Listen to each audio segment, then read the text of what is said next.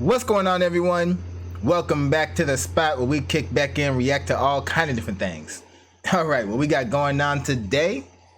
Casual Geographics has just dropped a new one today, so we get to listen to our boys spit some animal facts, teach us a few things that we may not have actually wanted to know because it gets pretty dark sometimes.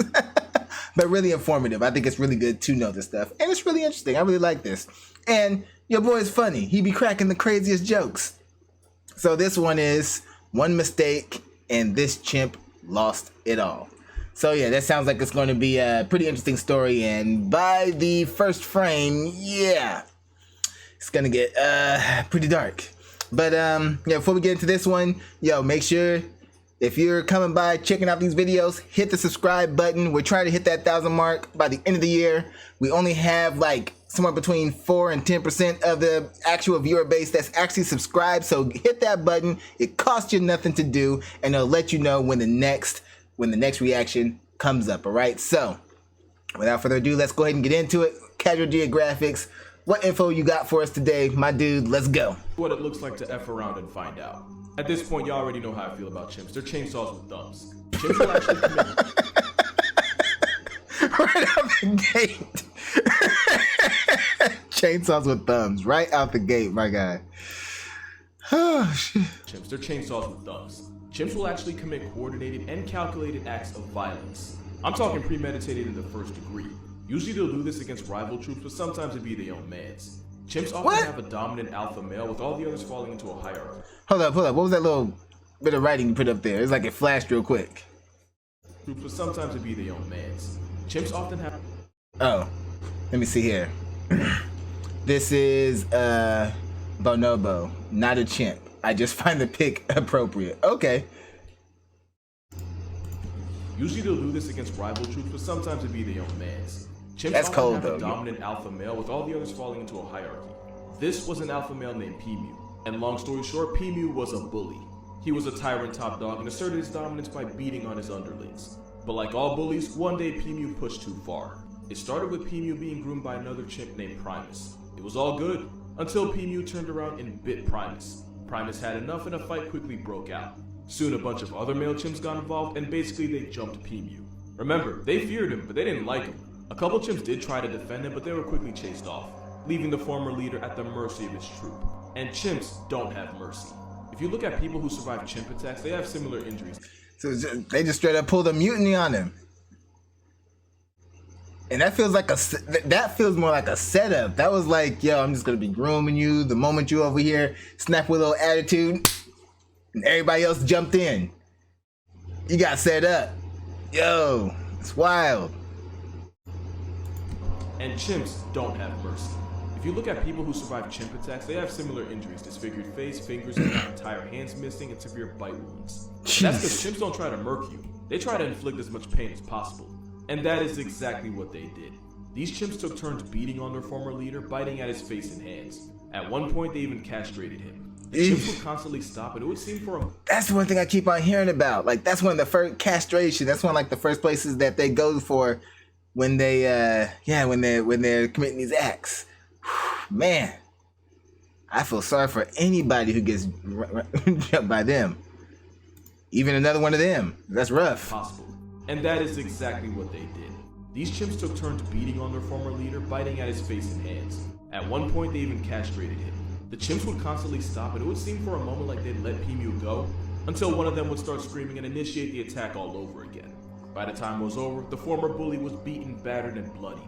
He had been mutilated and was missing fingers, toes, and even Yo, he keep on flashing these little things up. Like, what was that? Initiate the attack all over again. By the time it was over, the former bully was beaten, which I'm obviously not going to show you. Just know it got ugly. Oh, obviously. You're not trying to get flagged by the algorithm. So one of them would start screaming and initiate the attack all over again. By the time it was over, the former bully was beaten, battered, and bloodied. He had been mutilated and was missing fingers, toes, and even the equipment you need to make babies. Ultimately, Everything. It was a rock to the skull that put him. He was missing everything. Moral of the story, if there is one, nobody likes bullies. Remember that elephant that traveled 100 miles to turn a woman into a hashtag? And then Yo, I remember that. How many of y'all remember that? That was all over TikTok. Oh, man. That was crazy. That story was nuts.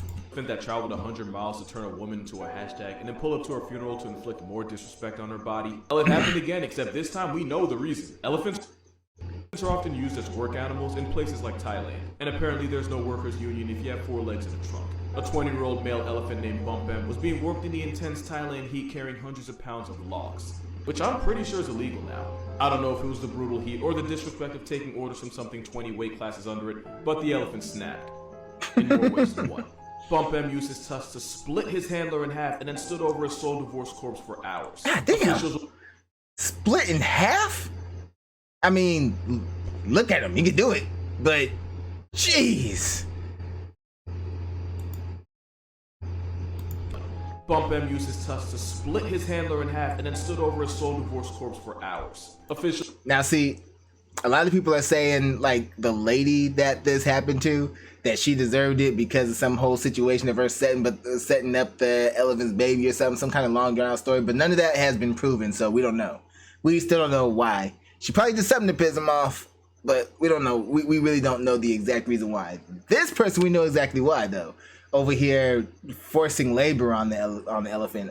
I don't feel nothing for dude. As far as I'm concerned, he got what he deserved. Shoot. That's basically slave labor right there, and he revolted in the worst way possible. Taking orders from something 20 weight classes under it, but the elephant snapped. In more ways than one. Bumpem used his tusks to split his handler in half and then stood over his soul divorced corpse for hours. Officials only recovered the body after darting the elephant from 1,600 feet away. But by then, the man was well beyond past tense in a pool of his own Kool-Aid. Look, I love elephants, but even I know the heaviest thing on the planet with legs and a pulse isn't something you want to give a reason. Because an elephant not finna file a labor dispute. They're just gonna make sure the next time your family sees you is in a box. And the more elephants get abused, the more people mess around and make the news. For real. That's the thing. Y'all idiots, what y'all still... It's like, leave certain animals alone. Forced labor. As I say, he deserved that. I ain't got no sympathy for dude. Normally you'd be like, man, that's messed up. Like, nope. Your fault. Your fault. Jeez. Wait for it. You wanna know the really messed up part about this? Like the part that will never sit right with me? What you're looking at right now? Yeah, that's the nerfed version. Ladies and gentlemen, meet Megalania. Sparkle's version, everything a Komodo is on steroids. Megalania was believed to grow anywhere from 13 to 23 feet long and was estimated to tip the scales at well over 1,000 pounds. Like its Komodo cousin, it would have been armed with a mouthful of serrated steak knives for teeth. And like the Komodo, it would have hunted by inflicting a septic, venom-filled bite on whatever was on its grocery list. And man, that's a freaking dinosaur right there. That big that motherfucker is. An apex predator, that could be anything. Even if you somehow manage to escape the first attack, you'd still likely fall to a slow and painful infection. Yep. Not to mention the venom likely contained anticoagulants, which would have nerfed blood clotting, meaning you'd slowly bleed out until your blood pressure got so low you'd go into shock. All while this leather bloodhound used its OP sense of smell to track you no matter how far you crawled. That sense of smell is actually why women on their period are strongly advised to stay out of the Komodo's territory. Otherwise, you run the risk of getting stalked by this all-terrain land shark. Megalania went extinct about 40,000 years ago. We can pretty much thank divine intervention for that. Almost forgot the fun part. Since Komodos have been known to dig out people's graves and eat the bodies inside, Megalania more than likely would have had a taste for humans. Okay, so the ancient Komodo dragon, or whatever they call it, the mega something. Damn, I'll just say this: be glad he's not around now. Be glad we got the smaller versions and not that one. They're bad enough. Shoot. It's a salamander, specifically a giant Chinese salamander. The biggest ones can be over 100 pounds and max out at about 4 feet. The biggest one ever recorded was about 6 feet long. I'm not even 6 feet long unless I'm lying to somebody. In China, it's also sometimes called the baby fish. And that's because it can make a sound almost identical to that of a crying baby.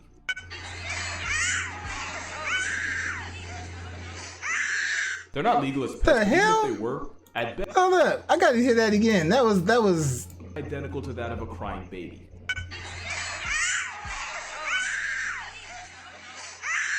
They're not legal as... Yo, you could prank so many people with that. I don't know why that's the first thing that came to my head, but you could prank so many people with that.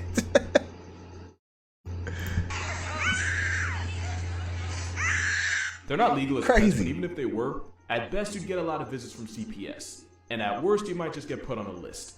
And I low-key spent a minute trying to remember what this thing low-key reminded me of, until I remembered Hiccup trained his more melanated cousin. Also, me and this off-brand Pokemon have one thing in common, it's that we're both legally blind. But where I have contacts, giant salamanders have these little nodes all over their body that helps them sense vibrations around them. Basically, beast breathing like Inosuke. And they usually do this while hunting for their worms, fish, Nice reference. and random shrew they like to eat.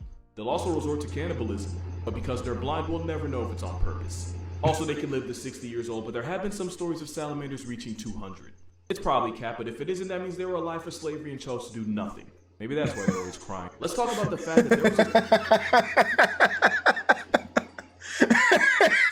was Was not expecting that joke. Oh man. Oh, that was good. slavery and chose to do nothing. Maybe that's why they're always crying. Let's talk about the fact that there was a special breed of jacked steroid lions living in Africa. Well, kinda. So there's a part of Africa where the Okavango River meets the Kalahari Desert, resulting in the oasis known as the Okavango Delta, which is basically a Whole Foods for animals of all kinds. Here's where the lions come in. Basically, some years ago, a bunch of lions got stuck on an island when a river changed course and isolated them from the mainland. But instead of folding, the lions started adapting to survive there. Instead of avoiding the water, the lions would willingly wade and swim through the flooded wetlands. And they survived by hunting the only animal that was available at the time, Cape buffalo. That is a Cape buffalo, an assault charged with legs so on sight that hunters nicknamed it Black Death. And they're so dangerous that lions usually won't hunt them if they have another choice. These lions had no choice, so they became buffalo hunters. Instead of hunting at night like lions usually do, these lions would go grocery shopping during the day while the buffalo would stop to graze and drink. These lions would swim and hide in the waters at the right spot and then pretty much just jump them. And since buffalo can weigh well over 1,000 pounds, the better they got at hunting them, the more the lions got to eat. All that extra protein meant these lions got swole. And lions are pretty jacked to begin with. The average male lion usually weighs anywhere from 300 to 500 pounds. Yo, look at his arm though, that close up. Over here like he hitting the gym. See, that's why you don't mess with wild animals. They get this naturally. They ain't gotta work. I mean, yeah, they out there working because they gotta survive, but they ain't gotta do all the extra that we be doing, man. You better leave them alone. Pounds, while females are slightly smaller at like mid 200s to mid 300s. Well, according to researchers, the lionesses in the Okavango could flex nearly 400 pounds, while the males allegedly tapped out at well over 500. That is a big cat. At the time, some would even say the biggest cats in all of Africa, well over 500. Over. Jeez. That is a big... Numbers might not be accurate since they were estimates, but just know they were huge. Yeah, I know. Big cat. At the time, some would even say the biggest cats in all of Africa. Sparkno's version, there were basically lions with SEAL training specialized in working 1,200-pound temper tantrums for a living. All while staying natty. Hey, you can't really keep cats down, though. Cats will adapt. Lions is no exception. So, yeah, that's crazy. But very believable. That is the biggest animal you've never heard of. That is a takin. It's basically a gigagoat that can tip the scales at up to and sometimes over 800 pounds. He said gigagoat. It might remind you of the muskox. Even though at a family reunion, the takin would sit right next to sheep. Their entire bodies are covered in an oil that smells a lot like burning rubber. They use that to mark their territory by rubbing up against something like a tree. It also helps protect them against the rain. If you've never seen one before, it's probably because they're only found in places in South Asia like Bhutan and parts of China. Also, they The oil on their fur or skin that smells like a burnt tire? Ugh. To naturally smell like a burnt tire, that's something. places in South Asia like Bhutan and parts of China. Also, they can live 12,000 feet above sea level. They use that big nose to heat up air before it gets into their lungs. It's also why it looks like a moose that lost a fight to a beehive, which is actually how some biologists first described it. They're not usually dangerous to people, unless you give one a reason. In 2007, a takin broke into a man's house, hit, sticked him, and proceeded to injure 8 more people, including a pregnant woman. That is a takin with a reason. But for the most part, they're pretty chill. The more you know. Yo, but what was this reason though? It went into dude's house. I want to know what he did. He had to do something. Ah, man, we didn't even get the reason. Oh well. Part they're pretty chill. The more you know.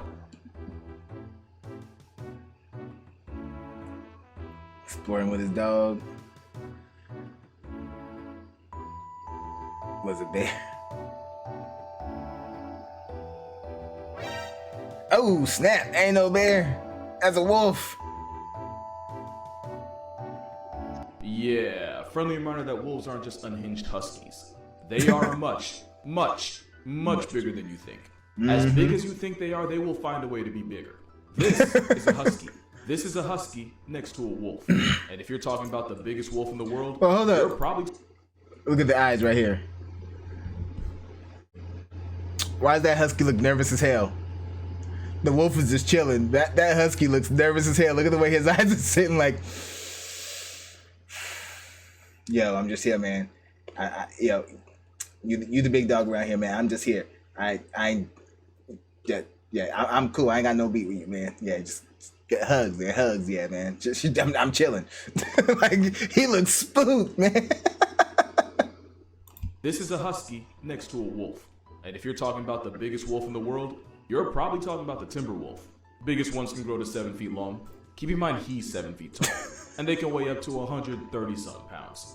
And if that number doesn't mean anything to you, keep in mind most German shepherds, the same one that'll probably fold most dogs, usually weigh less than 90. And if you're still not impressed, that is what happens when a wolf has to remind you who he is. He might be from the hood, but he from the wood. He don't play. Elephants have one huge...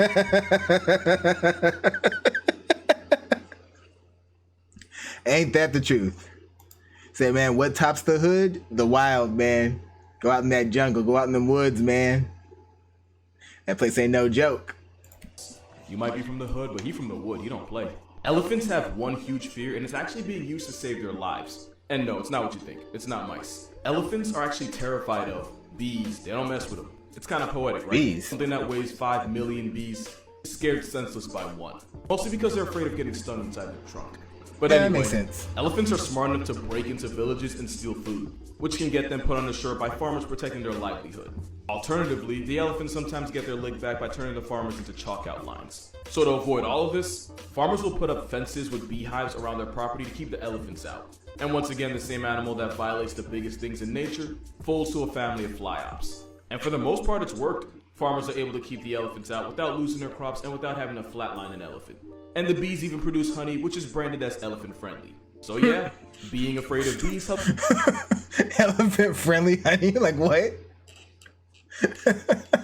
I can imagine tourists coming and just being confused as hell. Like, what is elephant friendly honey? What's the correlation here?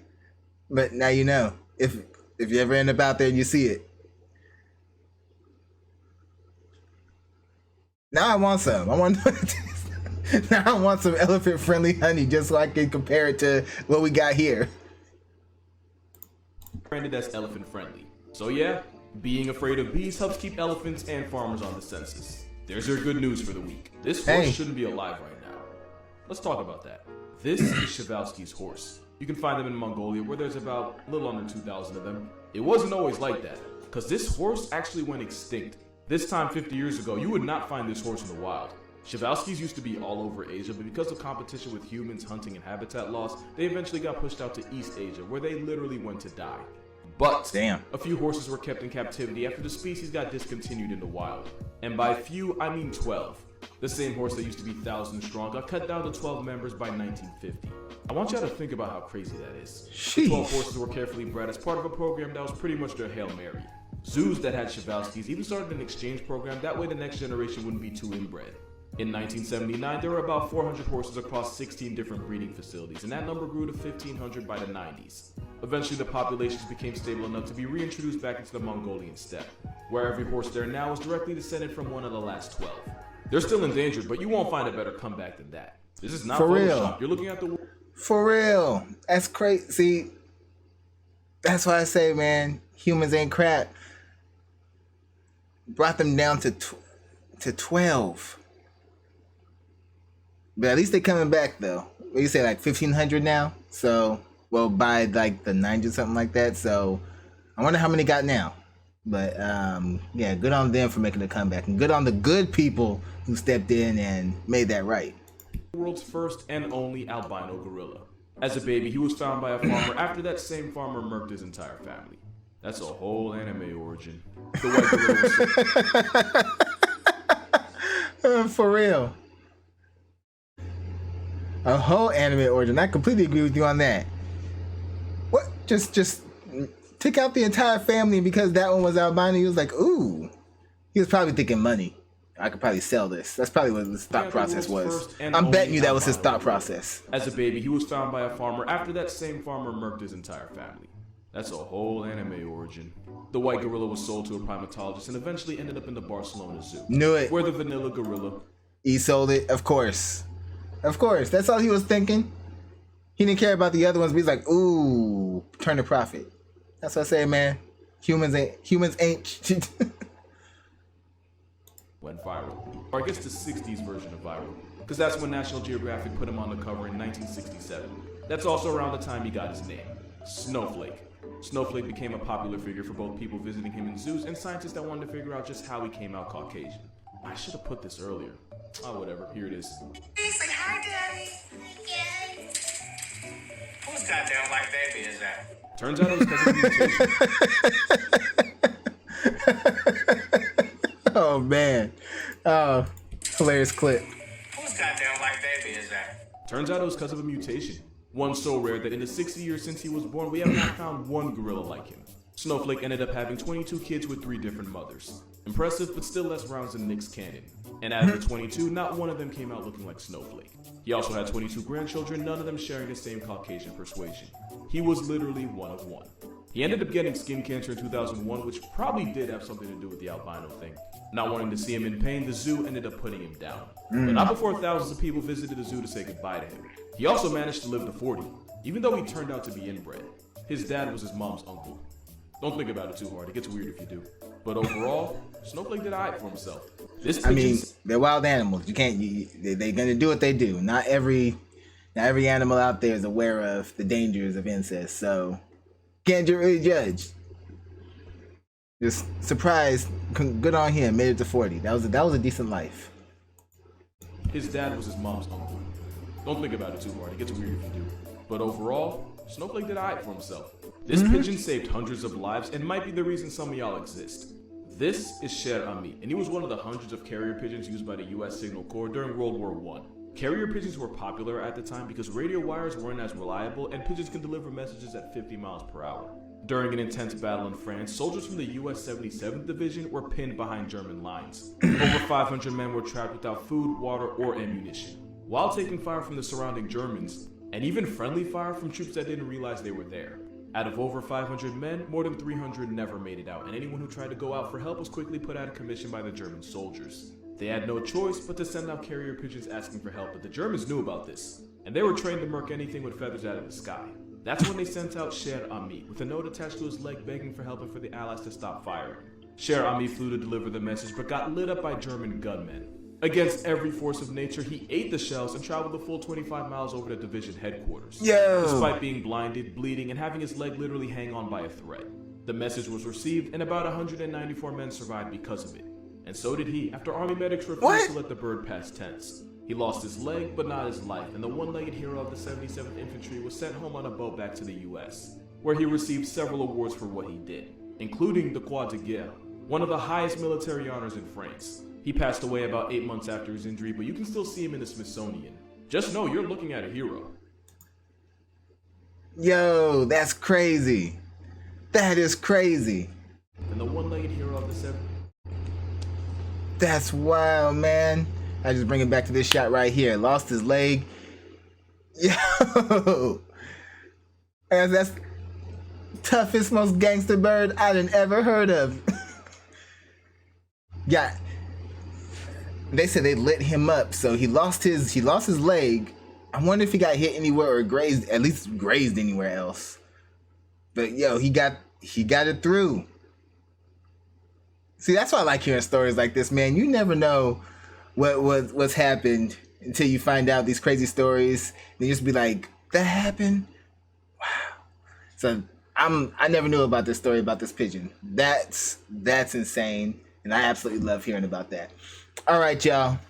Y'all know Well, that's it. Y'all know what to do. Go down in the comment section. Let me know what y'all thought about this one. This crazy roller coaster of animal facts. Some things good, some things not so good, some things a little creepy, some things funny. But hey, all of them great animal facts from your boy right here. So big ups to him. Can't wait to see the next video that he drops.